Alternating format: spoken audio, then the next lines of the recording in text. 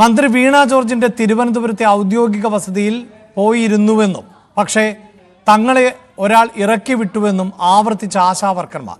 ഔദ്യോഗിക വസതിയിൽ നിന്ന് ഇറക്കി വിട്ടത് ആരാണെന്ന് മന്ത്രി പറയട്ടെ എന്നും Kerala ASHA health workers association സംസ്ഥാന വൈസ് പ്രസിഡന്റ് എസ് ബിനി ആവശ്യപ്പെട്ടു.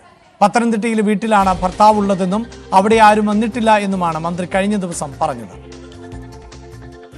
നിയമസഭയിൽ തന്നെ അവിടെ എന്നെ ഞാൻ വഴിവെച്ച് കണ്ടിരുന്നു. നിയമസഭയ്ക്കുള്ളിൽ ഉള്ളപ്പോൾ നമുക്ക് നിയമസഭയിലുള്ളിൽ ബിസിനസ് ഉണ്ടാവുമല്ലോ. അപ്പോൾ ആ നിയമസഭയ്ക്കുള്ളിൽ ഉള്ള സമയത്ത് നമ്മൾ ഒന്ന് പുറത്തിറങ്ങി വരുമ്പോഴായിരിക്കും ഇവരെയൊക്കെ കാണുന്നത്. അങ്ങനെ ഞാൻ ആശുമാരെ അവിടെ വെച്ച് കണ്ടിരുന്നു. അപ്പോൾ അന്ന് അവരോട് ഞാൻ സംസാരിച്ചിരുന്നു. അവരെനിക്ക് നിവേദനവും തന്നു. രണ്ടാമത്തെ കാര്യം, എന്റെ വീട്ടിൽ, അതായത് എന്റെ ഭർത്താവ് മന്ത്രിമന്ദിരത്തിലല്ല താമസിക്കുന്നത്. ഞങ്ങൾക്ക് അവിടെ നാട്ടിലൊരു വീടുണ്ട്. ഞങ്ങൾക്ക് അത്യാവശ്യം അതായത് കാർഷികമായിട്ടും ഒക്കെ തന്നെ അദ്ദേഹം ഇവിടോട്ട് വരുന്നത് വളരെ റെയറാണ്. അത് മാത്രമല്ല, അവിടെ വരുന്ന ഒരാളെ അദ്ദേഹം കാണുകയില്ല. അങ്ങനെ പറഞ്ഞതിന്റെ ദുരുദ്ദേശം എന്താണെന്ന് അറിയില്ല. വല്ലപ്പോഴും അദ്ദേഹം അവിടെ വരും എന്നുള്ളതാണ്. അപ്പൊ അതിൽ അങ്ങനെ പറഞ്ഞതിന്റെ ദുരുദ്ദേശം എന്താണെന്ന് എനിക്ക് അറിഞ്ഞുകൂടാ. കാരണം ഇവിടേക്ക് വരാൻ ഇഷ്ടപ്പെടാത്ത ഞങ്ങൾ താമസിക്കുന്ന വീടുണ്ട് പത്തനംതിട്ടയിൽ അങ്ങാടിക്കല്.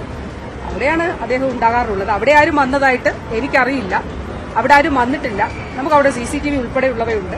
ഇനി അവിടെ ആരെങ്കിലും വന്നിട്ടുണ്ടോ എന്നുള്ളത് പരിശോധിക്കാം. ഹസ്ബൻഡിന്റെ കാര്യം പറഞ്ഞു കേട്ടോ.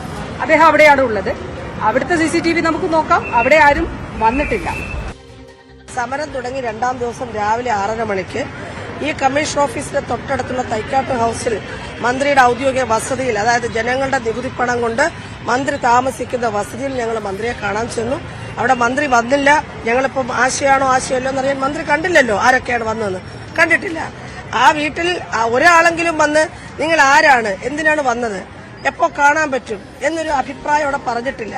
മറിച്ച് വീടിന്റെ 2ാം നിലയിൽ നിന്ന് ജനല് തുറന്നിട്ട ഒരാള് ഇവിടെ ഒന്നും ആരെയും കാണാൻ പറ്റില്ല, ഞങ്ങൾ ഇവിടെ ആരെയും കാണില്ല, വീട്ടിലാരെയും കാണില്ല, നിങ്ങൾക്ക് മന്ത്രിയുടെ ഓഫീസിൽ പോകാം എന്ന് പറഞ്ഞ് സത്യത്തിൽ ഒരുതരം ആട്ടിപ്പായിക്കലാണ് ചെയ്തത്.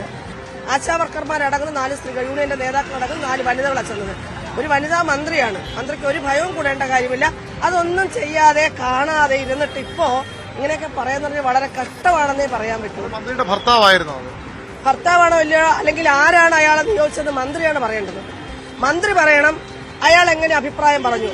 ഒരു വ്യക്തി ആ ജനല് തുറന്ന് നിങ്ങളെ ഇവിടെ കാണാൻ പറ്റില്ല, നിങ്ങളെന്നുള്ളല്ല ഈ വീട്ടിലേക്ക് ആരെയും കാണാൻ പറ്റില്ല എന്നാണ് അദ്ദേഹം ആദ്യത്തെ സെന്റൻസ്.